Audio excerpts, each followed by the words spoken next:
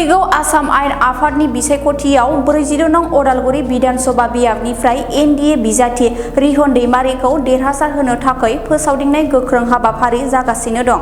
शान्तिनिपुर प्राइमारिनि सिङाव थानाय 4 नं बनगुरुं विष्णु मन्दिर लांगोनायाव रायजो राजाफोरजों फोसावदिं जथुमा हाबाफारि लानाय जायो। हाबाफारियाव भैरबकुन्द ब्लकनि आफादगिरि एबा टिसिएलसिसि मासिगिरि सनेश्वर औवारिया आरो बिजेपिनि धोनस्री मण्डलनि आफादगिरि राधेश्वरी बर' बिथांमोना बाहागो लायो।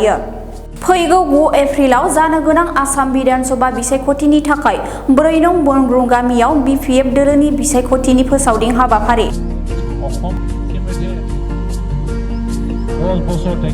আমার যেটো আগন্তুক যেটো বিধানসভা নির্বাচন আমি ভৈৰৱকুণ্ড সমষ্টিত আমি প্ৰচাৰ অভিযান কৰি আছো আৰু আমাৰ যিবিলাক উদ্দেশ্য এই উদ্দেশ্যবিলাক ৰাইজক আমি অৱগত কৰি আছো। আমাৰতো বিজয় নিশ্চিত হ'ব। আমি ওদালগুৰি আৰু মাজবাৰ সমষ্টি বা আমাৰ টংলা বা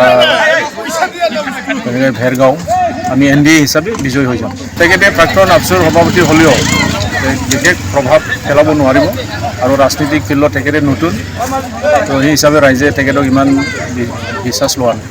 যুৱ সমাজৰতো এইটোতো 100% নহয়, কেইজনমান যুৱবিলাক আছে আৰু বড়ো ছাত্ৰ সন্থাৰ কেইজনমান কৰ্মীবিলাক সহযোগ কৰিছে, বাকীবিলাক সমৰ্থন পোৱা নাই তেখেতে। আমিতো আশা কৰিছোঁ আমি যিটো BTCত আমি 11 জন বিপিএফ হিচাপে প্ৰতিনিধিত্ব কৰিছোঁ আৰু বিজেপি 4টা, আমি এনডিএ হিচাপে 15 জন বিধায়ক আমি জিকাই লৈ যাম, এইটো নিশ্চিন্ত।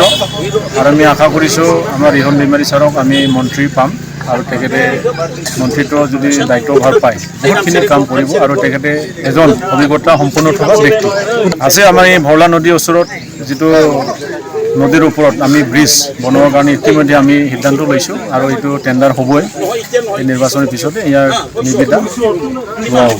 মানে তেখেতসকলে যিখিনি গেৰেণ্টি দিছিল এটাও ফুলফিল কৰিব নোৱাৰে। যিখিনি ৰাইজক প্ৰতিশ্ৰুতি দিছিল এই প্ৰতিশ্ৰুতিবিলাক তেখেতে ফুলফিল কৰিব নোৱাৰিলে আৰু যাৰ কাৰণে ৰাইজে তেখেতসকলক 5 বছৰ মাত্ৰ চান্স দিলে আৰু ৰেজেক্ট কৰিলে।